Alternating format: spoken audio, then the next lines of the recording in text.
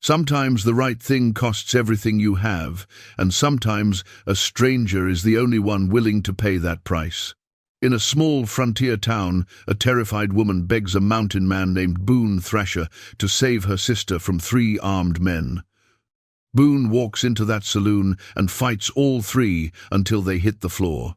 The next morning, the richest man in the territory rides into town demanding Boone hand the girl over. Boone refuses. Now he stands between power and innocence, knowing this choice might be his last. What happens when one man decides mercy matters more than survival? Before we jump back in, tell us where you're tuning in from, and if this story touches you, make sure you're subscribed, because tomorrow I've saved something extra special for you. Dry Creek wasn't much to look at, even by frontier standards. The town squatted in a shallow valley, where the foothills began their climb toward the distant peaks, a collection of weathered buildings that seemed to lean into each other for support against the constant wind. Dust coated everything, the boardwalks, the hitching posts, the faces of the men who stood in doorways watching strangers pass. It was the kind of place where people came to disappear, or to start over, or because they'd run out of anywhere else to go. The main street stretched perhaps 200 yards from the livery stable at the north end to the church at the south, though the church hadn't seen a proper preacher in more than a year. Between those 2 landmarks sat the general store, the saloon, the boarding house, the blacksmith's forge, and a handful of other establishments that kept the town breathing. Above it all, like a dark cloud that never quite moved on, loomed the shadow of the Blackwood Ranch. Cyrus Blackwood owned most of the valley and a good portion of the territory beyond. His cattle grazed on 10,000 acres. His brand marked half the horses in 3 counties. His money kept the wheels of commerce turning, and his influence reached into every corner of territorial politics. The people of Dry Creek knew better than to cross Cyrus Blackwood. They'd seen what happened to those who tried. Boone Thrasher rode into town on a Tuesday morning in late September, when the aspens on the mountainsides had begun their turn to gold. He led a pack mule loaded with beaver pelts and the kind of solitude that clung to a man who'd spent the summer alone in high country. Boone was 43 years old, though the mountains had added a few extra years to his face. His beard was more grey than brown now, and his eyes held the watchful quality of someone who'd learned that trouble usually announced itself quietly, if at all. He'd been coming to Dry Creek twice a year for the past 5 years, always in spring and fall, always to trade his furs and resupply before heading back into the wilderness. He never stayed more than 2 days. He never caused trouble. The townsfolk knew his face but not his story, which was exactly how Boone preferred it. The general store sat on the east side of the street, its false front painted a faded red that might have been cheerful once. Boone tied his horse and mule to the rail outside and stepped onto the boardwalk, his boots loud in the morning quiet. Through the window, he could see someone moving inside, arranging goods on shelves. The door creaked as he pushed it open. The interior was dim after the brightness outside, and it took his eyes a moment to adjust. The store smelled of coffee and leather, and the dry goods scent of fabric bolts stacked along one wall. Behind the counter stood a young woman with auburn hair pulled back in a practical bun. She looked up as he entered, and Boone saw her posture shift almost imperceptibly, the way a deer might when it catches human scent on the wind. "Morning," Boone said, removing his hat. "I've got furs to trade." The woman's shoulders relaxed slightly. "Mr. Thrasher," she said, and Boone was surprised she remembered his name. "Mr. Morrison is in the back. I'll fetch him for you." She disappeared through a doorway behind the counter, and Boone stood there studying the orderly shelves. Everything was clean, well organized, arranged with a care that spoke of someone who took pride in their work. It was different from his previous visits, when old Morrison had run the place with bachelor chaos. The woman returned with Morrison, a grey-haired man in his 60s who'd been trading goods in Dry Creek since before the town had a name. "Boone," Morrison said, extending his hand. "Good to see you made it down before the snow flies." They shook hands and began the familiar dance of negotiation. Boone's pelts were prime quality, and Morrison knew it. Within 20 minutes they'd settled on a fair price, part in cash and part in supplies. As Morrison tallied the figures in his ledger, Boone found his attention drawn back to the young woman who had resumed her work straightening merchandise. "Morrison," Boone said quietly, "when did you hire help?" Morrison glanced up, then over at the woman, and something complicated passed across his face. "That's Clara Ashford. Her and her sister Emma work here. Good people. Hard workers." He said it with emphasis, as if the words meant more than their surface suggested. Before Boone could respond, the door opened, and a younger girl entered, probably 17 or 18, with the same auburn hair as Clara but a softer, more delicate build. She carried a crate of canned goods, struggling slightly with the weight. "Here, let me," Clara said, moving quickly to help her. Together, they set the crate on the counter. "Thank you," the younger girl said, and Boone heard the slight breathlessness in her voice, saw how her eyes darted toward the window as if checking the street beyond. "Emma," Clara said gently, "why don't you start on the inventory in the storeroom?" Emma nodded and disappeared into the back, moving with the quick steps of someone eager to be out of sight. Clara watched her go, and in that moment, Boone saw something he recognized, had seen it before in other times and places. It was the look of someone standing guard, someone protecting something precious. Morrison cleared his throat. "Your supplies will be ready within the hour, Boone." "You staying at the boarding house?" "Plan to," Boone said. "Head out tomorrow morning." "Mrs. Chen will fix you up proper," Morrison said. But there was a distraction in his voice now, and he kept glancing toward the back room where Emma had gone. Boone gathered his immediate purchases and left the store, filing away the small mysteries he'd observed. It wasn't his business. He'd learned long ago that getting involved in other people's troubles was a sure way to acquire troubles of your own.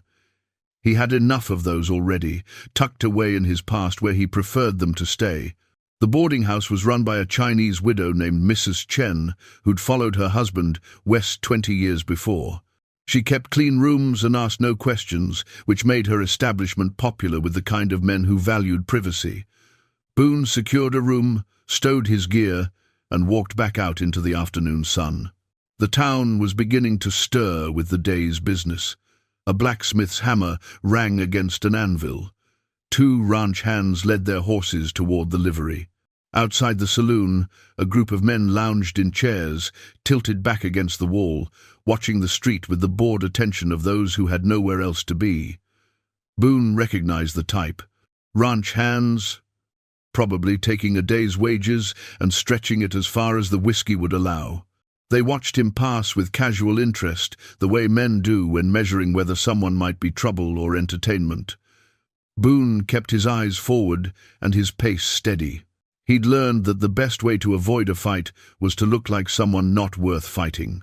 He spent the afternoon seeing to his animals, getting a new shoe on his horse, and picking up the last of his supplies. By evening, he was ready to leave at first light. He'd done what he came to do. By this time tomorrow, he'd be halfway back to his cabin in the high country, where the only sounds were wind in the pines and the occasional scream of an eagle overhead. That was the plan, anyway. But plans had a way of changing in places like Dry Creek. Boone took his dinner at the boarding house, sitting alone at a corner table while Mrs. Chen's daughter served him venison stew and fresh bread. Through the window, he could see the main street settling into evening. Lamps were being lit. The saloon was filling up. Somewhere a dog barked, and a child's laughter carried on the cooling air. It was a peaceful scene, ordinary and unremarkable. But Boone had spent too many years reading the currents beneath still water. Something in this town was wound tight, waiting to snap. He could feel it the way he could feel weather coming before the first clouds appeared. He finished his meal and went upstairs to his room, where he cleaned his rifle and checked his ammunition out of long habit. The room was small but clean, with a narrow bed and a single window that looked out over the street. Boone sat by that window as the last light faded from the sky, watching the town below and thinking about a young woman's frightened eyes and the way her sister stood guard. None of his business, he reminded himself. He'd be gone in the morning. But something told him morning was going to look different than he expected. The scream cut through the evening air like a knife. Boone was on his feet before his conscious mind had registered the sound, his hand already reaching for the rifle propped against the wall.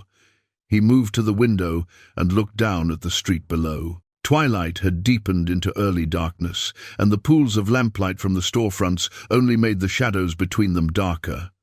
At first, he saw nothing unusual. Then movement near the livery stable caught his eye, 3 men and someone smaller struggling between them.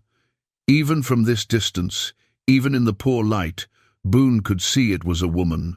The torn fabric of her dress caught a glint of lamplight as she tried to pull away. More movement, this time from the direction of the general store. Another woman running, her voice rising above the general murmur of the evening. "Stop. Please, someone help her. Please." The running woman was Clara Ashford, and the one being held by the 3 men was her sister Emma. Boone watched as Clara ran desperately down the boardwalk, her calls for help echoing off the false front buildings. Doors remained closed. Men who'd been standing outside the saloon moments before had melted back inside. Even the street itself seemed to empty, as if the town was holding its breath and looking away. The 3 men were dragging Emma toward their horses now. She fought them, her fear giving her a wild strength, but they were bigger, stronger, and practiced at this kind of work. One of them, a tall man with a scarred face, visible even in the dim light, grabbed her roughly by the arm and twisted it behind her back. Emma cried out in pain. Clara had stopped in the middle of the street, spinning in circles, her desperation palpable even from Boone's high vantage point.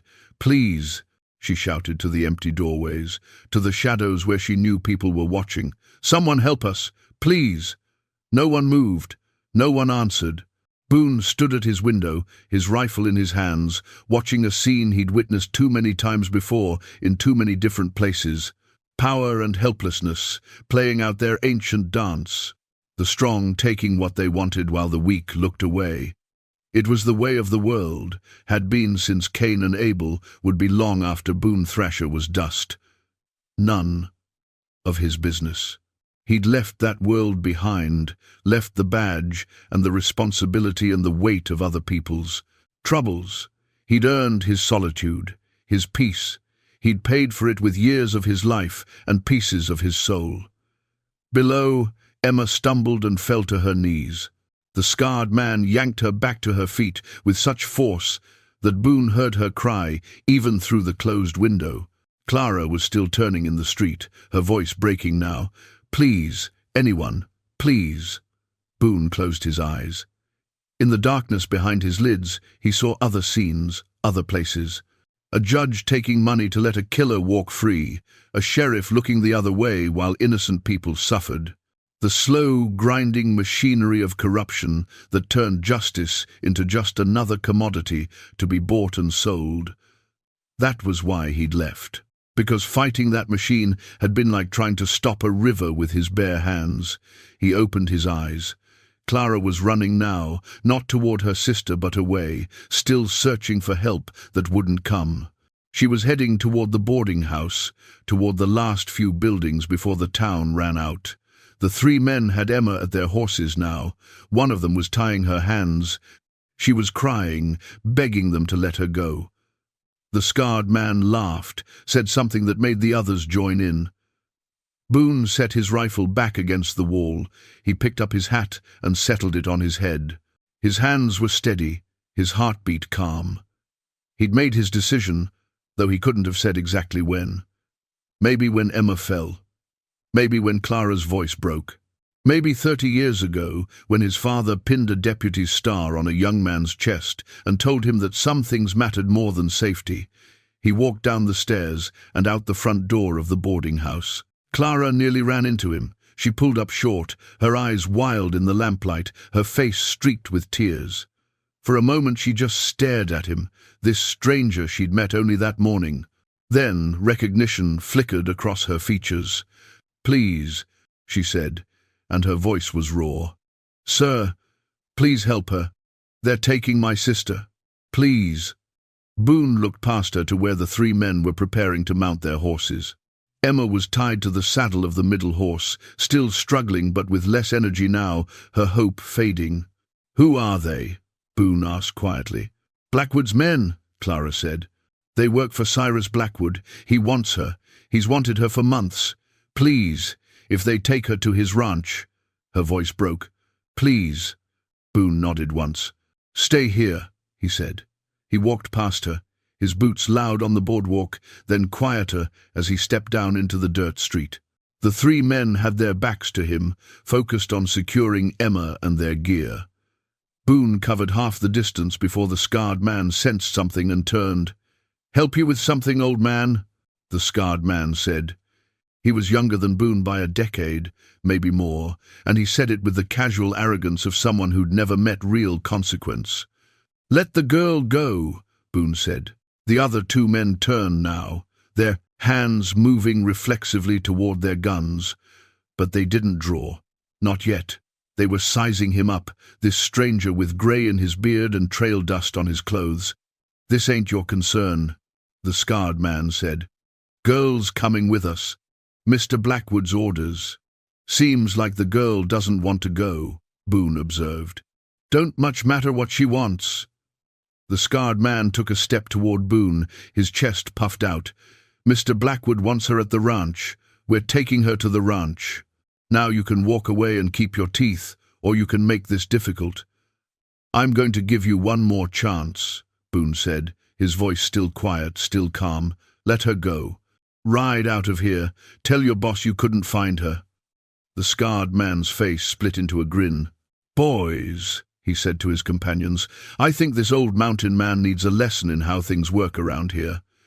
He swung without warning, a big looping punch aimed at Boone's jaw.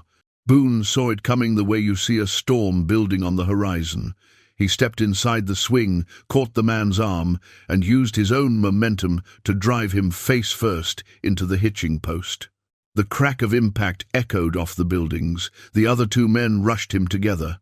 Boone met the first one with an elbow to the solar plexus that folded him over, then swept his legs out from under him. The second man got his hands on Boone's coat, tried to throw him, but Boone was rooted like an old pine. He broke the man's grip, delivered two quick punches to the ribs, then a third to the side of the head that sent him stumbling backward. The scarred man was back up now, blood streaming from his broken nose. He'd drawn a knife, a long blade that caught the lamplight. "I'm gonna gut you," he snarled. Boone watched the knife, watched the man's eyes, watched the small tells that announced intention before action. The scarred man lunged, blade leading. Boone sidestepped, grabbed the knife arm, and twisted. Something in the man's wrist made a sound like green wood snapping. The knife fell into the dust. What followed wasn't elegant. It was the kind of fighting that broke furniture and bones, the kind that left men groaning in the dirt. Boone took hits.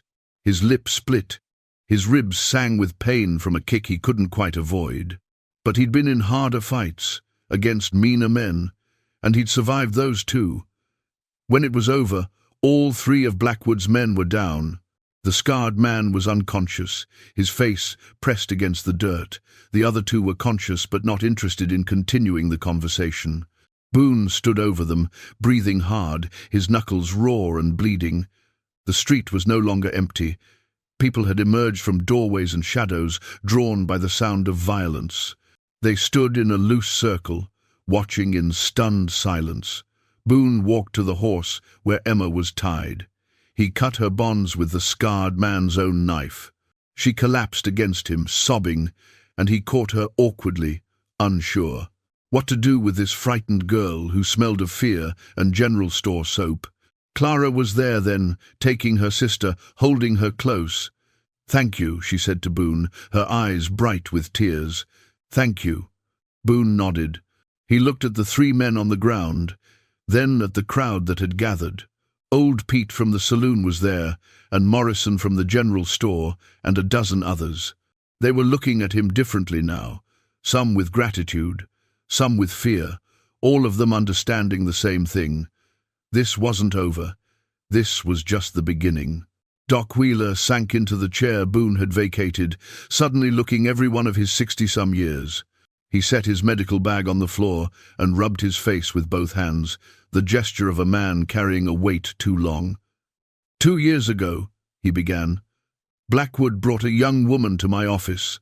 Said she was a maid who'd taken a fall down the stairs at his ranch. Broken arm, bruised ribs, cuts and contusions all over. She was maybe 20 years old.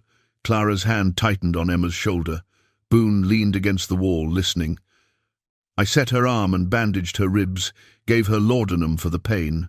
The whole time, she wouldn't look at me, wouldn't speak, just stared at the wall like she'd gone somewhere far away in her head.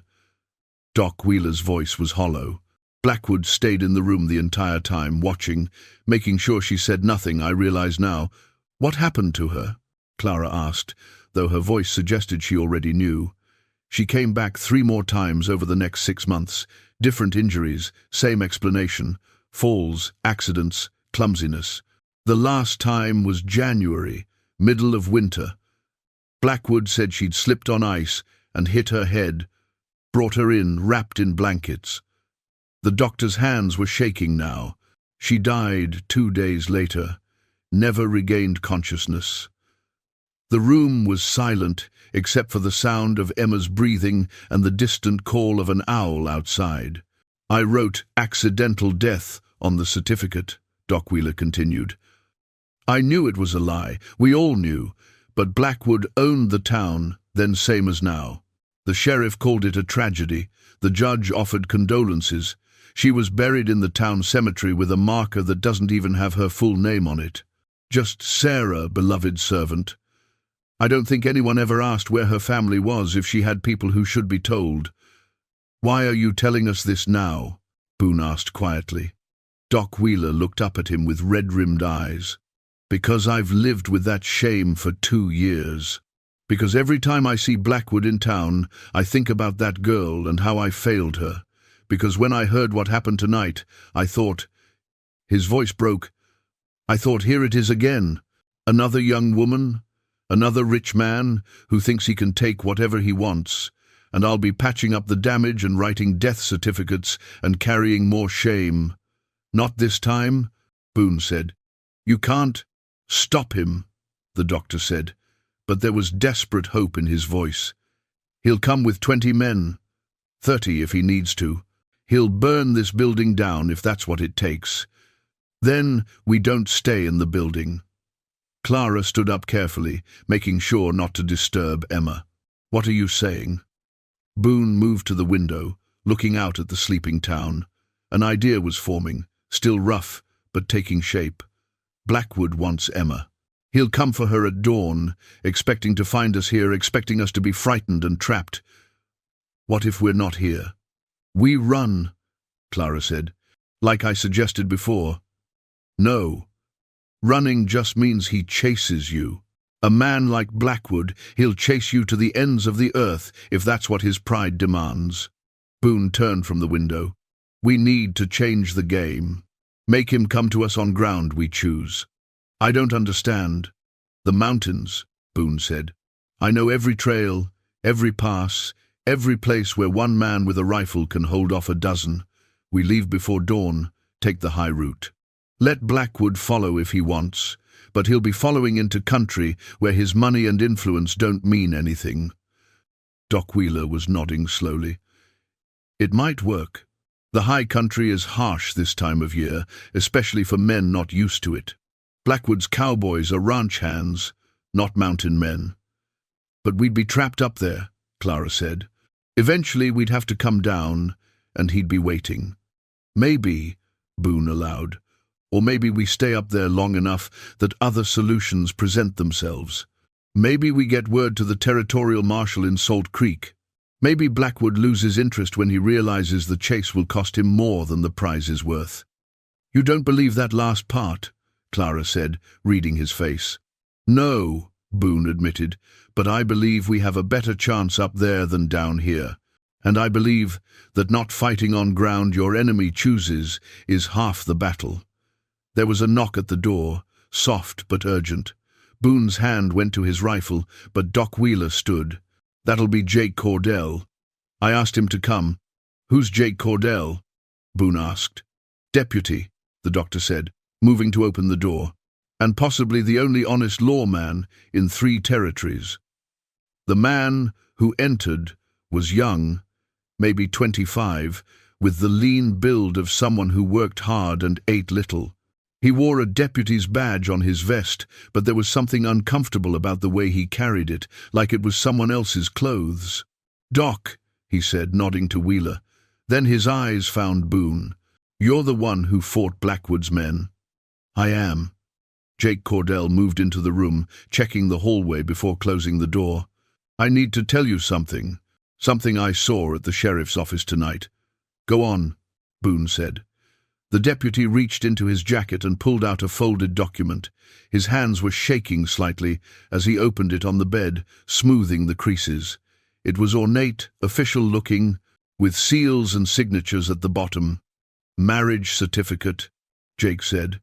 "Dated 2 months ago. Says Emma Ashford and Cyrus Blackwood were married in a ceremony at his ranch, witnessed by the judge and the sheriff." Clara gasped. Emma, still sleeping, didn't stir. Boone moved closer, studying the document. "It's a forgery," Clara said. "Emma's never been to his ranch. She's never signed anything." "I know," Jake said, "but it's good enough to hold up in any territorial court. Blackwood's judge friend will swear he performed the ceremony. The sheriff will swear he witnessed it, unless someone can prove otherwise. This document says Emma is legally Blackwood's wife, which means when he comes for her tomorrow," Doc Wheeler said slowly, "he won't be kidnapping her. He'll be retrieving his runaway wife." The implications settled over them like a cold fog. Even if they ran, even if they made it to the territorial marshal, Blackwood had a legal claim. And the law, that thing Boone had once believed in and then abandoned, would be on Blackwood's side. "Where did you get this?" Boone asked. "Sheriff Hastings had it in his desk." "I was looking for—" Jake stopped. Seemed to decide honesty was the only option. "I was looking for evidence, something to prove what Blackwood really is. I've only been deputy for 6 months, but that was enough to see how things work around here. The sheriff takes money from Blackwood, the judge takes money from Blackwood, half the town council takes money from Blackwood, and I just watch and write reports nobody reads and try to tell myself I'm doing some good." "You're doing good now," Clara said softly. "Maybe. Or maybe I just found one more way we're going to lose." Jake looked at the marriage certificate. "Even if you get away, even if you stay away forever, Blackwood can use this document to seize any property Emma owns, claim any inheritance, even prosecute you for aiding and abetting a runaway wife. The law is his weapon, and it's a better weapon than any gun." Boone stared at the document, at the elaborate lie written in official script. He thought about all the times he'd seen the law twisted, seen justice bent to serve power. This was why he'd left civilization, why he'd retreated to the mountains, where the rules were cleaner, harsher, but at least honest. "Can you get us other papers from that desk?" Boone asked. Jake blinked. "What?" "The sheriff's desk. If he has this marriage certificate, what else does he have? Records of payments? Other forged documents? Evidence of Blackwood's dealings?" The deputy's eyes widened as he understood. "You want to expose him?" "I want leverage," Boone said. "Right now, Blackwood holds all the cards. He has the law, the money, the men. We need something that makes him think twice, something that costs him if he pushes too hard." "That's dangerous," Doc Wheeler said. "If the sheriff catches Jake, if we do nothing, Emma dies, or wishes she had," Boone said, flatly. "Maybe Clara too. Maybe everyone in this room. We're past the point of safe choices." Jake Cordell stood straighter, and something shifted in his bearing. "There's a folder." Locked in the bottom drawer. I've seen the sheriff open it when he thinks no one's watching. He looks at whatever's inside like it's worth more than gold. Can you get it? I can try. Sheriff Hastings is at the saloon, usually stays there until past midnight.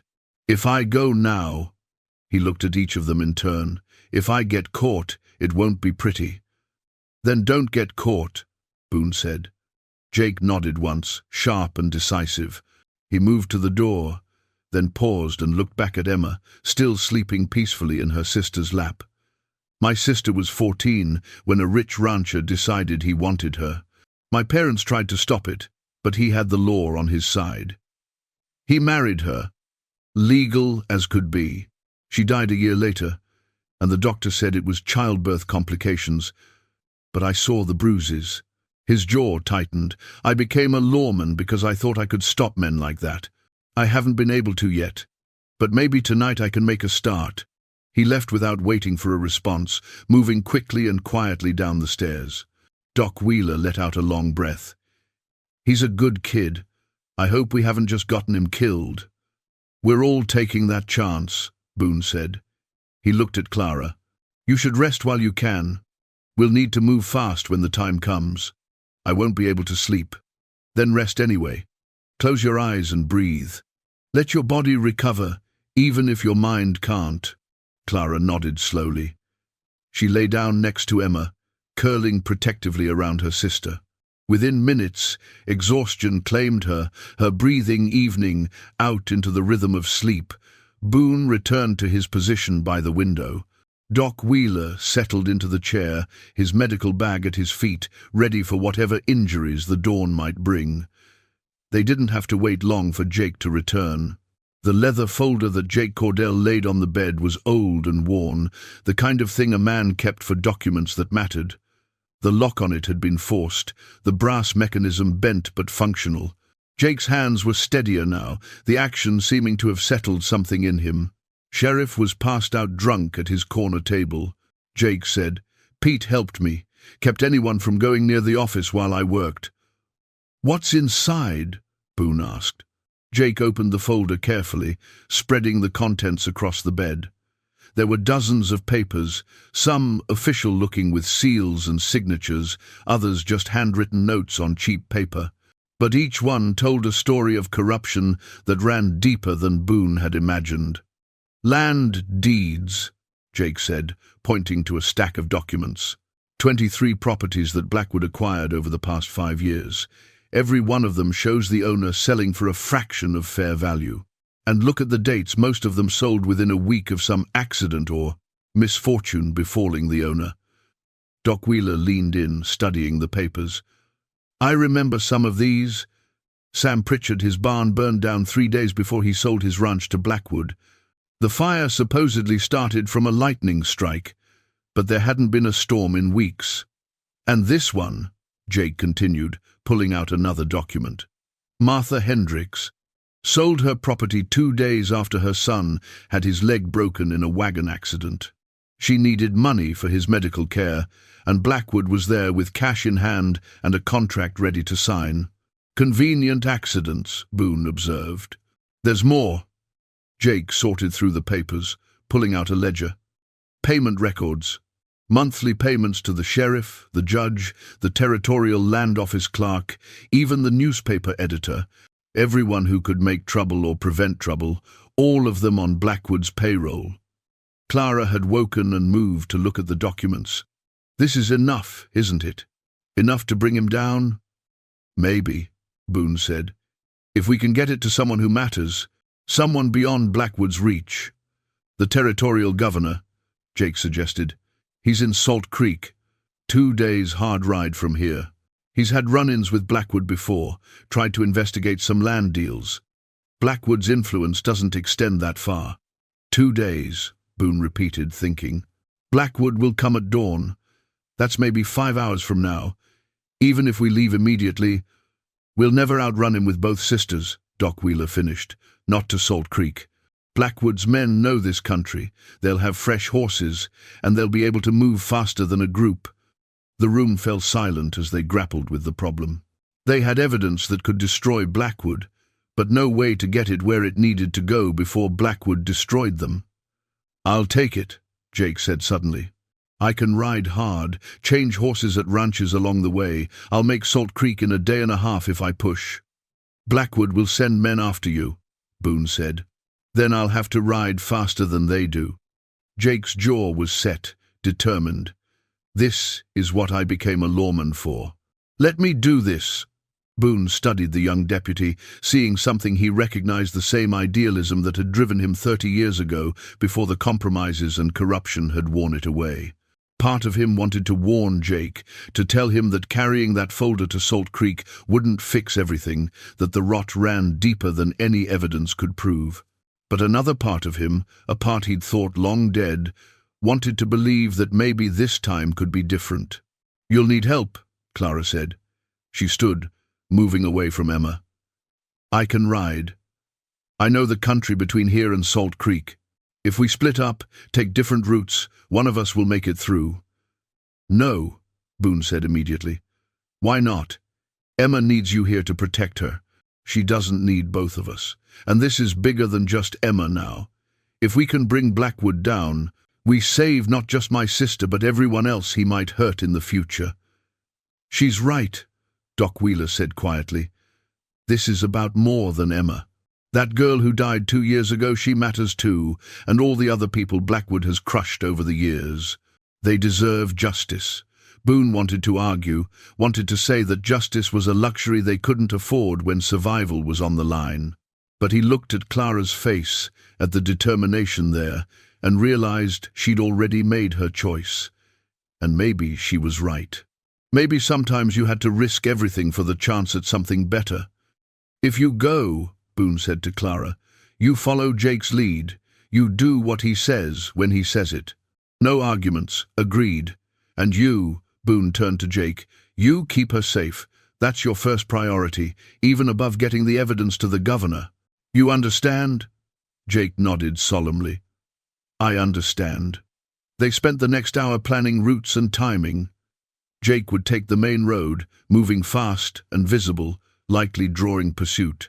Clara would take the mountain route, slower but less obvious, carrying duplicate copies of the most important documents. If one of them was caught, the other might still get through. Doc Wheeler provided supplies, dried meat, hardtack, a flask of water for each of them. He also gave them laudanum and bandages, understanding that the ride ahead might cost them. As they prepared to leave, Emma woke. She looked around in confusion, then fear when she saw the preparations. "What's happening?" Clara went to her, kneeling beside the bed. "I need to leave for a little while. Mr. Thrasher will stay with you, keep you safe." "No," Emma said, gripping her sister's hand. "Don't go. Please. I have to. This is how we stop Blackwood. This is how we make sure you're truly safe, not just for today, but forever." Clara stroked her sister's hair, her voice gentle but firm. "You're braver than you know, Emma. You showed that tonight, and I need you to be brave a little longer. What if something happens to you? Then you'll have Boone and Doc Wheeler, and you'll remember that you're an Ashford, and Ashfords don't quit." Clara kissed her sister's forehead. "I'll be back before you know it. I promise." It was a promise she had no right to make, but Emma needed to hear it. They all did. Jake and Clara left through the back of the boarding house, just as the sky began to lighten in the east. Not dawn yet, but close. Boone watched them go from the window, 2 figures on horseback disappearing into the grey pre-dawn light, carrying with them the only real hope any of them had. Then he checked his rifle, counted his ammunition, and prepared to hold off whatever came with the sunrise. Emma sat on the bed, hugging her knees to her chest. Doc Wheeler had settled back into his chair, his medical bag at the ready, and outside, the town of Dry Creek held its breath and waited to see which way the wind would blow.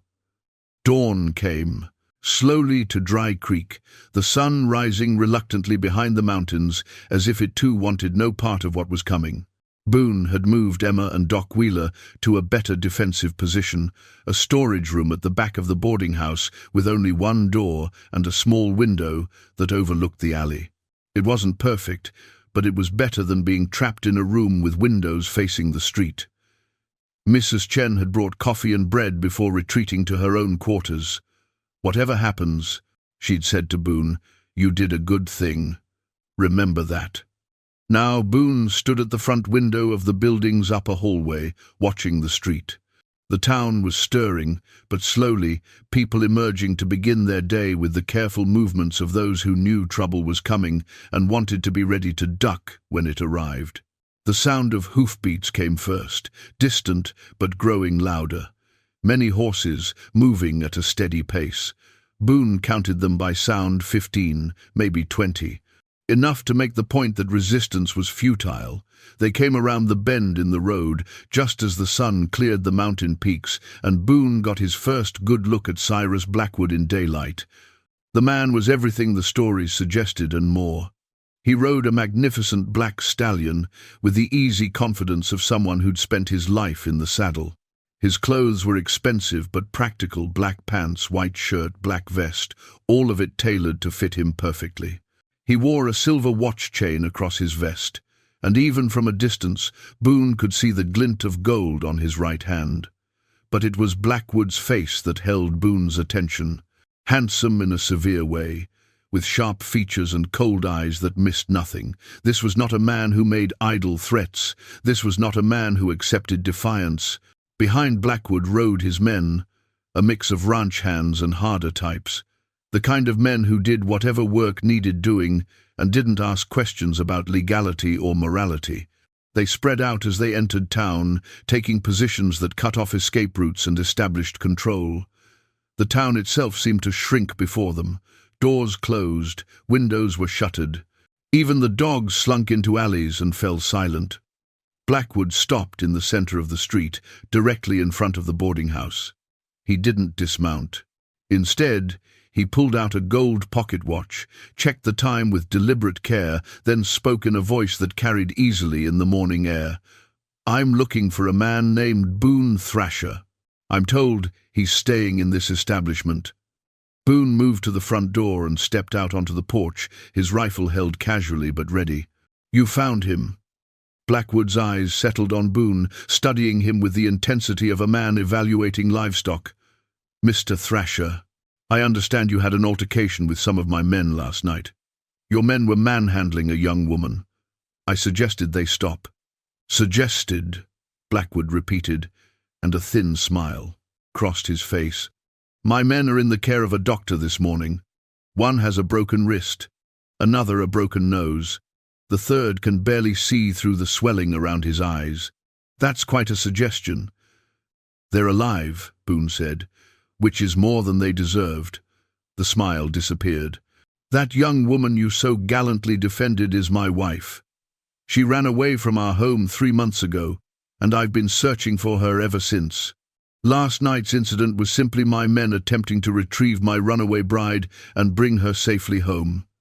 "That's a lie," Boone said flatly. "Is it?" Blackwood reached into his jacket and pulled out a document. Even folded, Boone recognized it, the same marriage certificate Jake had shown them hours earlier. "This says otherwise. Signed, sealed, and legally binding.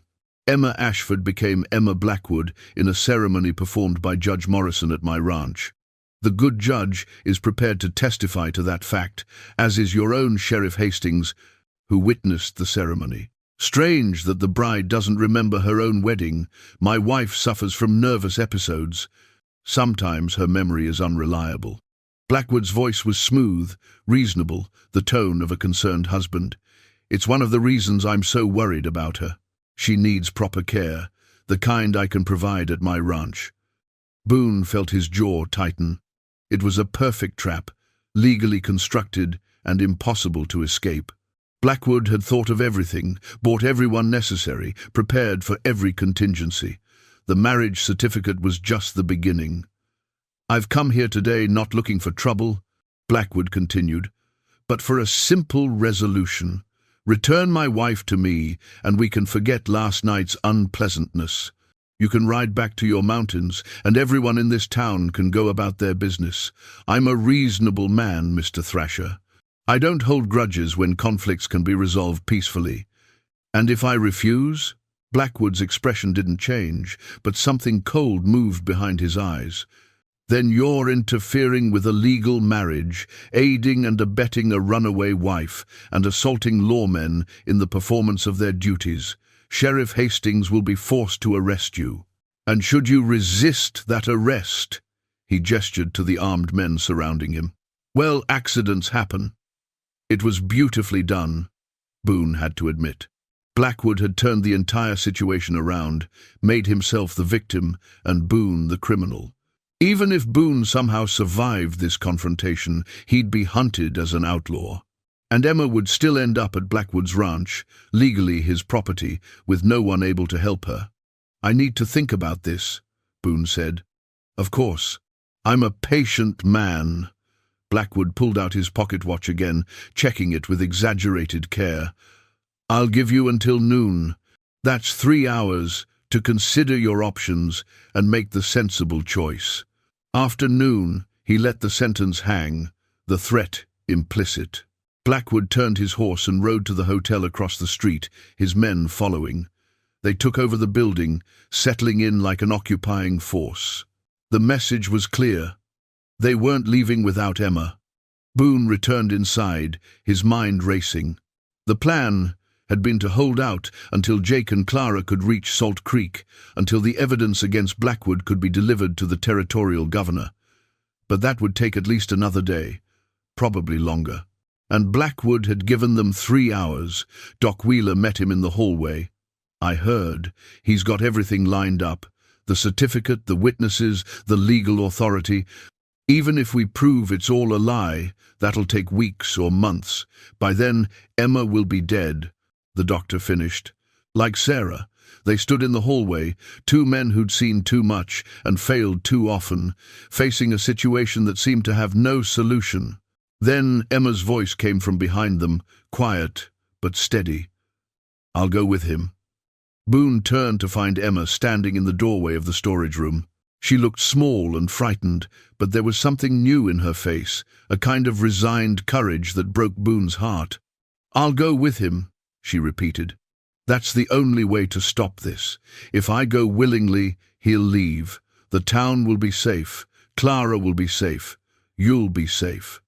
No, Boone said. It's the only way. There's always another way. Not this time.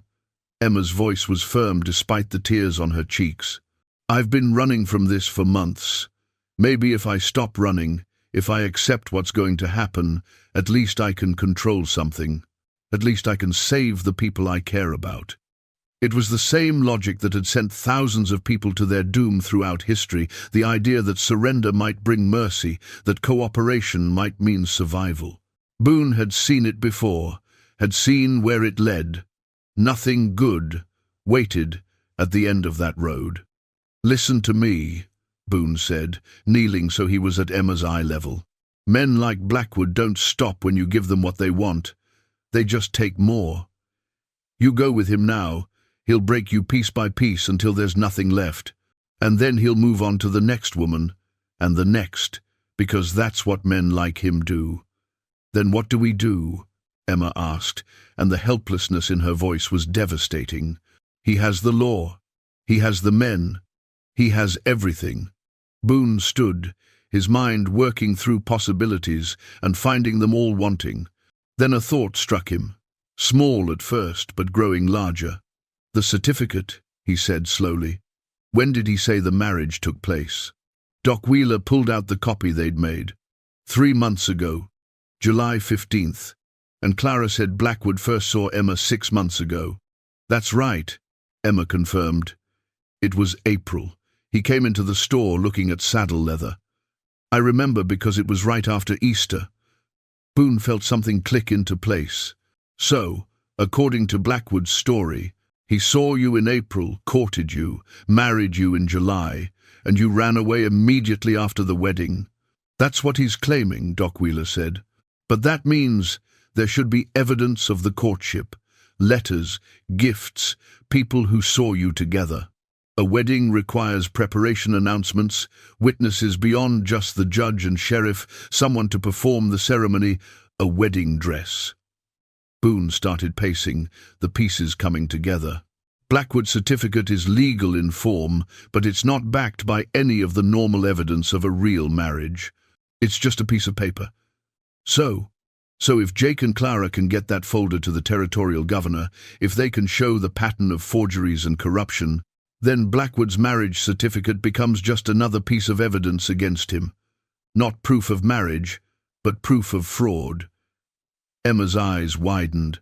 You think we can prove it's fake? I think we can create enough doubt that no judge will enforce it, especially if we can hold out long enough for the governor to act. Boone looked at Doc Wheeler. How long would it take the governor to send territorial marshals here once he sees the evidence? If Jake reaches him today, marshals could be here by tomorrow evening, maybe sooner if the governor considers it urgent enough. Tomorrow evening, they had to hold out for more than 30 hours. Against 20 armed men, a corrupt sheriff, and a determined adversary with unlimited resources. We can't hold this building that long, Boone said. Too many weak points, too many ways they can get to us. Then where? Boone moved to the window, looking out at the town, at the mountains beyond. An idea was forming, dangerous and desperate, but possibly their only chance. The church, he said. The church? Doc Wheeler frowned. It hasn't been used in over a year. The roof leaks, it's stone, built to last, only one entrance, and it's solid oak, small windows too high to climb through easily. And it's on the south end of town, away from Blackwood's position. He'll just surround it, lay siege. Let him. A siege buys us time. And time is what we need. They stood there, 3 people planning rebellion against overwhelming odds, hoping that somewhere 2 riders were making better progress than seemed possible. The sun climbed higher, the town held its breath, and in the hotel across the street, Cyrus Blackwood waited with the patience of a man who'd never lost before and couldn't imagine starting now. They moved quickly but carefully, using the back alleys and the buildings themselves for cover. Emma, Boone, and Doc Wheeler, making their way south through a town that watched from behind closed shutters but offered no direct help. Mrs. Chen had provided canvas bags with food and water, pressing them into Boone's hands with a look that said more than words could. The church stood at the end of the street, a simple stone structure built by hopeful settlers who'd believed Dry Creek would grow into something more than it had. The stones had come from the mountains, hauled down by wagon and ox, fitted together by a stonemason who died 5 years back. The roof was cedar shake, weathered but still sound despite what Doc Wheeler had said. The door was oak, 3 inches thick, with iron hinges that had been forged by the town's first blacksmith. It was, Boone realized as they approached, exactly what they needed. How do we get in without Blackwood seeing? Emma asked. We don't, Boone said. We go in the front door, bold as you please. By the time he realizes what we're doing, we'll be inside with the door barred. And then we wait. They crossed the last stretch of open ground at a run. Boone hit the church door first, throwing his shoulder against it. The door swung inward with a groan of unused hinges. They tumbled inside, and Boone immediately turned to close and bar the door. A heavy wooden beam sat in brackets on either side of the frame, and he dropped it into place with a solid thunk. The interior of the church was dim and dusty, illuminated by narrow windows set high in the stone walls. Pews lined the central aisle, many of them damaged by weather that had found its way through gaps in the roof. At the far end, a simple altar stood beneath a wooden cross. The whole space smelled of abandonment and forgotten prayers. Check the windows, Boone told Doc Wheeler. Make sure they're all secure. While the doctor moved through the space, Boone examined their position. The church was maybe 40 feet long and 20 wide, with walls 3 feet thick at the base. The windows were 8 feet off the ground, too high to climb through easily, and narrow enough that a man would have to squeeze to fit. The door was the only real entrance, and it was solid. "Windows are intact," Doc Wheeler reported. "Some cracks in the glass, but nothing large enough to shoot through accurately." "Good." Boone moved to one of the windows on the north side, the one facing back toward the main street. Through it, he could see Blackwood's men beginning to react to their movement. Men were mounting horses, organizing, preparing to respond. Emma sat on one of the pews, her hands clasped in her lap. "What now?" "Now we make them think twice about rushing this place," Boone said. He raised his rifle and fired a single shot through the window, aiming high and wide, not trying to hit anyone, just making a point. The glass shattered, and the crack of the rifle echoed through the valley. The response was immediate. Blackwood's men scattered, taking cover. Someone returned fire, but the shot went wide, thudding into the stone wall harmlessly. "That'll slow them down," Boone said. "They know we're armed and willing to fight. They'll have to approach carefully. How long can we hold out?" Emma asked. "Long as we need to." Boone hoped he sounded more confident than he felt. They had food for maybe 2 days if they rationed. Water for less than that. Ammunition was limited. Boone had brought what he could carry, but it wasn't unlimited. And if Blackwood decided to set fire to the roof, the stone walls wouldn't matter. But those were problems for later.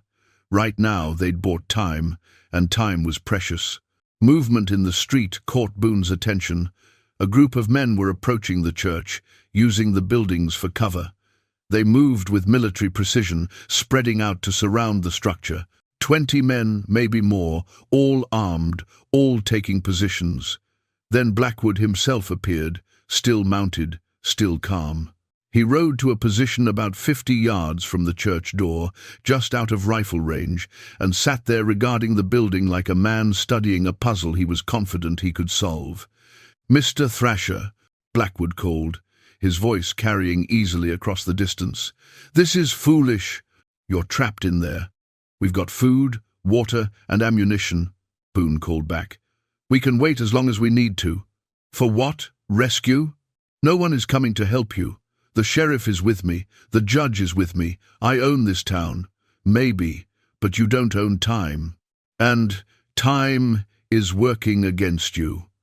Blackwood was silent for a moment, and Boone could almost see him working through the implications.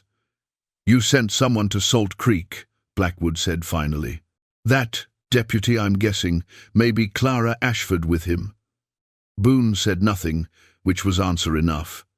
"I have men on all the roads," Blackwood continued. "Fast riders on fresh horses. Your people won't make it. Maybe they will. Maybe they won't. But you don't know for certain, do you? And that uncertainty must be eating at you." Another silence. When Blackwood spoke again, his voice had hardened. "You're gambling with your life, Mr. Thrasher, and with the lives of everyone in that church. Is that really what you want? What I want is for you to ride away and leave these people alone. That's not going to happen. Then I guess we're at what they call an impasse." Blackwood wheeled his horse and rode back to his men. Boone watched him go, then turned from the window. Emma was watching him with wide eyes. "Do you really think Clara and Jake will make it?" she asked. "I think they have a chance. Better chance than we'd have trying to outrun Blackwood's men ourselves." Boone moved to check the other windows, making sure they had clear sight lines. "Your sister is smart and determined, and Jake Cordell strikes me as someone who doesn't quit easy. I hope you're right." "So do I." The morning stretched into afternoon.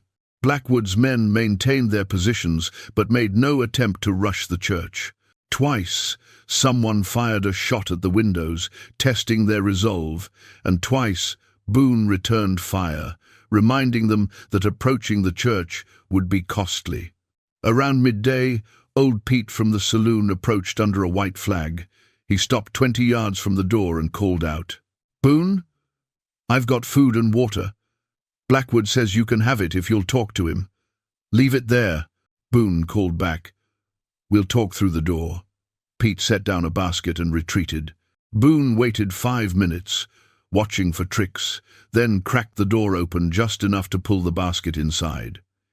It contained bread, cheese, dried meat, and 2 canteens of water. Also, a note. "What does it say?" Doc Wheeler asked. Boone unfolded the paper and read aloud. "Mr. Thrasher, I'm prepared to be reasonable. Emma comes with me, and you and the doctor go free. No charges, no pursuit. This offer expires at sundown.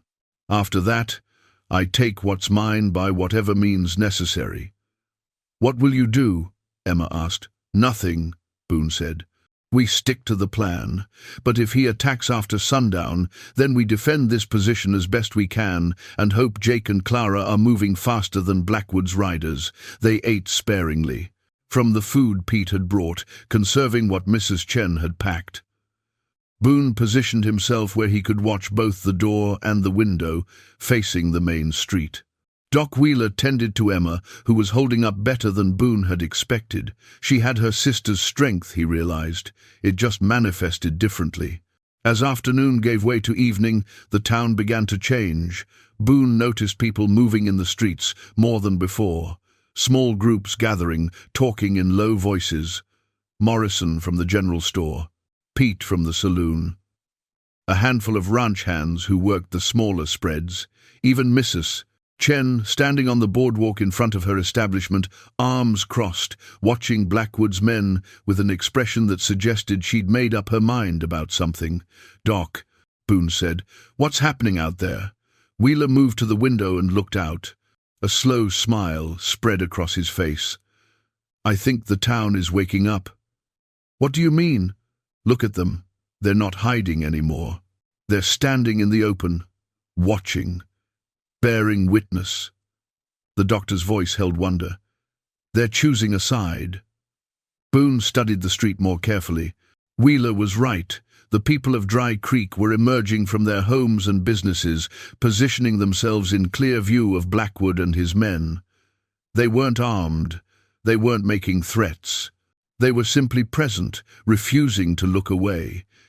It was the smallest act of defiance, but in a town that had lived under Blackwood's shadow for so long, it was revolutionary. Sheriff Hastings appeared, trying to disperse the crowds, ordering people back to their homes. But no one moved. Old Pete actually laughed in the sheriff's face. Morrison stood his ground when Hastings tried to physically push him. One by one, the townspeople were making their choice. Blackwood rode back into view, his face darker than it had been that morning. He was losing something he'd never lost before the automatic compliance of the people he dominated. They were still afraid of him. Boone could see that, but they were more afraid of what they'd become if they kept looking away. "Looks like your deadline isn't having quite the effect you wanted," Boone called out. Blackwood stared at him, and Boone saw genuine confusion in the man's eyes. He'd bought judges and sheriffs, had acquired land and power, but he'd never understood the one thing that mattered most. People could only be pushed so far before they pushed back, and when they finally did, all the money and influence in the world couldn't stop them. "This changes nothing," Blackwood said, but his voice lacked its earlier certainty. "It changes everything," Boone replied. "And you know it." The sun was setting now, painting the valley in shades of orange and red. In a few minutes, Blackwood's deadline would pass, and they'd find out just how far he was willing to go. Boone checked his rifle, counted his remaining ammunition one more time, and prepared for whatever came next. Behind him, Emma stood at the window, looking out at the people of Dry Creek. "They're standing up for us," she said, wonder in her voice. "They're standing up for themselves," Doc Wheeler corrected. "You just gave them a reason to do it." The last light faded from the sky. Blackwood sat on his horse, surrounded by his men, facing a church full of people he couldn't break and a town that was no longer his. Somewhere in the darkness, 2 riders pushed their horses towards Salt Creek, carrying documents that would either save them all or mean nothing. And in the church, 3 people waited to see which way the night would fall. Blackwood dismounted and walked forward, stopping in the middle of the street with his hands at his sides. His men stayed back, weapons ready but not raised. It was a strange moment of stillness after the violence of the night. "Thrasher," Blackwood called out. "We need to talk." "I'm listening." "This has gone on long enough. You've made your point. The town has seen your stand. But it ends now, one way or another." Blackwood's voice was calm, almost reasonable. "I'm prepared to offer you one final deal. Not interested in your deals. You should be, because the alternative is that I burn that church to the ground with all of you inside it. I have enough men and enough oil to do it, and I've run out of patience." Boone believed him. The desperation was starting to show in Blackwood's voice, the rage of a man who'd never been defied and didn't know how to handle it. "Here's my offer," Blackwood continued. "Emma comes out. You and the doctor go free. Not just free of the building, but free to leave the territory. I'll give you horses, supplies, and a day's head start. You'll never hear from me again. And Emma will be cared for as befits my wife. She'll want for nothing, except her freedom, except her life." Blackwood's jaw tightened. "I'm offering you a way out of this that doesn't end with your death. I suggest you take it." Boone looked back at Emma, who was standing near the altar, her face pale but determined. She met his eyes and shook her head slightly. She'd rather die than surrender to Blackwood. He could see it in her expression, and it broke his heart and filled him with pride in equal measure. "No deal," Boone called back. "Then you've chosen death." Blackwood turned and walked back to his men. Boone watched him give orders, saw the men begin to prepare for a final assault. This would be at overwhelming force, damn the casualties, take the church by storm, and pull Emma out of the wreckage.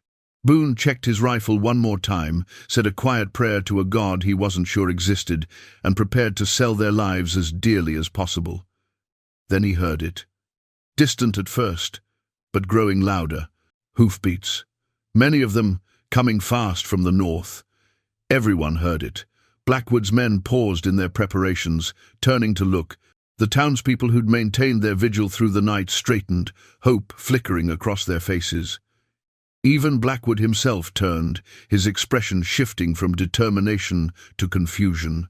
The riders came around the bend in the road like an answer to prayer. 8 men on horseback, riding hard, and even from a distance Boone could see the glint of badges on their chests. Territorial marshals, and at the front of the group rode Jake Cordell, his face showing the exhaustion of a man who'd ridden through hell to get here. Behind the marshals came Clara Ashford on a lathered horse, barely able to stay in the saddle but refusing to be left behind. She'd made it. They both had.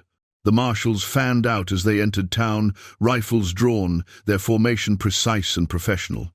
The lead marshal, a grey-haired man with the bearing of someone who'd spent his life enforcing law in hard places, rode straight to Blackwood. "Cyrus Blackwood," the marshal said, his voice carrying authority that didn't need to be loud. "You're under arrest for fraud, extortion, conspiracy to commit murder, and about 20 other charges I'll be happy to detail once we get you to Salt Creek." Blackwood's face went through a series of expressions: shock, rage, calculation. On what authority? The territorial governor's authority, and backed by about 50 pages of evidence that your corruption runs deeper than a mine shaft. The marshal gestured to his men. "You can come peaceful, or we can do this the hard way. Your choice." For a moment, Boone thought Blackwood might fight. The man's hand twitched toward his gun, and his men shifted nervously. But then Blackwood looked around at the marshals with their rifles, at the townspeople watching with undisguised satisfaction, at the church where his prize remained out of reach. He'd lost, and he was smart enough to know it. "This isn't over," Blackwood said, but his voice lacked conviction. "Yeah, it is," the marshal replied. "Been over since you started thinking you were above the law." They took Blackwood into Depinan, custody, binding his hands with iron manacles that looked small on a man who'd seemed so large just hours before. Sheriff Hastings tried to slip away, but was caught and cuffed alongside his patron. The judge would be next, the marshal promised. Everyone who'd participated in Blackwood's corruption would face justice. Boone unbarred the church door and stepped out into the morning sun. He was exhausted, smoke-stained, and bleeding from a cut he didn't remember getting. But they'd survived. Against all odds, they'd held out long enough. Clara half fell from her horse and ran to the church, pushing past the marshals. "Emma, is she—" "She's fine," Boone said. "Thanks to you." Emma appeared in the doorway, and the sisters collided in an embrace that seemed to hold all the fear and relief of the past 2 days. They clung to each other, crying, laughing, alive. Jake Cordell dismounted and walked over to Boone, extending his hand. "Hell of a night, I'm guessing." "You could say that." Boone shook the young deputy's hand. "You made good time. Clara knew shortcuts I'd never heard of. And when we reached the governor, showed him those documents—" Jake shook his head. "He called in every favor he had to get these marshals mounted and moving. Said it was about time someone put Blackwood in his place. The town was coming alive now, people emerging fully from their homes, no longer afraid." Old Pete was passing around a bottle from the saloon. Morrison was shaking the marshals' hands and thanking them. Even Doc Wheeler had managed to smile, something Boone hadn't seen before. It was over, really, truly over. Boone looked at Clara, who'd separated from her sister long enough to approach him. She looked like she'd aged years in the past day, but there was something new in her eyes, strength that came from having faced the worst and survived it. "Thank you," she said simply. "You did the hard part," Boone replied. "You rode through the night, got the help we needed. We both did hard things." She smiled slightly. "Seems like we make a good team." Boone found himself smiling back, something that felt strange after the violence and tension of the siege. "Seems like we do." 3 weeks passed before the full weight of Blackwood's empire came crashing down. The territorial governor sent investigators who uncovered corruption reaching back 15 years. 23 families received their land back or fair compensation for what had been stolen. The judge and sheriff were removed from office and charged with conspiracy. Blackwood himself sat in a territorial prison awaiting trial, his influence evaporating like morning dew under a hard sun. Dry Creek began to change in small ways. Morrison expanded his store, hiring 2 more workers and stocking goods people had been afraid to ask for when Blackwood controlled the supply chains. The church was repaired properly and a new preacher arrived, a young man full of idealism and scripture who reminded Boone uncomfortably of himself at that age. The saloon still served whiskey, but the atmosphere was lighter, as if some invisible weight had been lifted. Jake Cordell was appointed sheriff by the territorial governor himself. He wore the badge with the same uncomfortable honesty he'd shown as deputy, determined to be the kind of lawman the town deserved. Doc Wheeler seemed younger somehow, the guilt he'd carried for 2 years finally beginning to ease. And Emma bloomed. That was the only word for it. She laughed more, spoke more freely, walked the streets without that hunted look in her eyes. She was talking about teaching school, about using some of the compensation money their family was receiving to help other young women in difficult situations. She'd found purpose in survival. Boone had planned to leave a dozen times, packed his gear, readied his horse, told himself the mountains were calling. But something kept him in Dry Creek, some thread he couldn't quite cut. He told himself it was practical. The territorial marshals needed his testimony for the trial. The town was still settling, still finding its footing. Emma and Clara needed time to truly recover. All good reasons, all true enough. But the real reason had auburn hair and eyes that saw through every excuse he made. Clara had taken over Morrison's general store, buying into partnership with money from her family's compensation. She ran it with quiet efficiency, transforming it from a dusty supply depot into something approaching a proper mercantile. And every time Boone stopped by, which was more often than strictly necessary, she found reasons to talk to him, to ask his opinion on stock or suppliers, or the price of coffee beans. It was on a cool afternoon in October, with the aspens turning gold on the mountainsides, that Clara finally cornered him. "You've been saying you're leaving for 3 weeks now," she said, arms crossed, standing between him and the door. "When exactly is that happening?" "Soon," Boone said. "Need to get back before the first snow closes the high passes.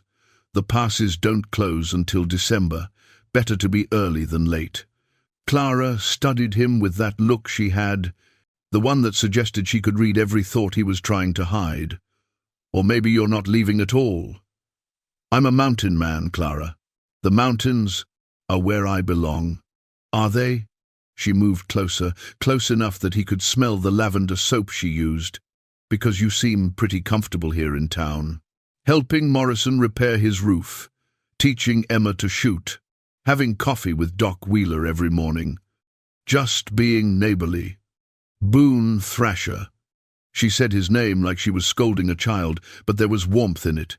"You spent 10 years running from civilization because you were disappointed in what people could be. But these past weeks, you've seen what people can be when they stand together, when they find their courage. I've seen one town make one good choice. Then maybe that's enough. Maybe one town is all you need." She reached out and took his hand, a simple gesture that somehow carried enormous weight. "We need you here. Emma needs someone who'll stand up for what's right. The town needs someone who remembers what honor looks like. And I—" She stopped, and for the first time since he'd met her, Clara seemed uncertain. "You what?" Boone asked quietly. "I need someone who sees me. Not just as Emma's sister, or Daniel Ashford's daughter, or the woman who runs the store. Someone who sees Clara, just Clara, and doesn't look away." Boone found himself without words, a rare occurrence. He'd spent so many years alone, had convinced himself that solitude was what he wanted, what he deserved. But standing here with Clara's hand in his, he felt something shift inside, like ice breaking up in spring. "I'm not an easy man," he said finally. "I've got habits 30 years in the making. I don't talk much. I don't know how to be part of a community anymore." "Then learn." Clara smiled, and it transformed her face. "You learned how to survive in the mountains alone. You can learn how to live in a town with people who care about you. What are you asking me?" "I'm asking you to stay, at least through winter. See how it feels. If come spring you still want to go back to your cabin, I won't stop you." Her grip on his hand tightened slightly. "But give us a chance. Give yourself a chance." Boone looked past her, out the store window to where Emma was talking with Jake Cordell, both of them laughing about something. He saw Morrison sweeping his boardwalk, saw Pete setting up tables outside the saloon for the evening crowd, saw Mrs. Chen tending her herb garden with the same careful attention she gave everything. He saw a town that had found its courage, and in doing so, had found itself. "All right," he said. "Through winter. We'll see how it goes." Clara's smile could have lit the entire valley. She stood on her toes and kissed his cheek, quick and light. "Thank you." She released his hand and went back to her work, humming something that might have been a hymn. Boone stood there for a moment, touching the spot on his cheek where her lips had been, feeling something he'd thought long dead stirring back to life. Maybe she was right. Maybe one town was enough. Maybe one woman was enough. Maybe after 30 years of running, he'd finally found a place worth staying. The mountains would still be there come spring. They always were. But for now, for this winter at least, Dry Creek was where he needed to be. Boone picked up his hat, settled it on his head, and walked out into the afternoon sun. Emma waved to him from across the street. Jake nodded. Morrison called out something about needing help with a broken wagon wheel tomorrow, and for the first time in longer than he could remember, Boone Thrasher felt like he'd come home.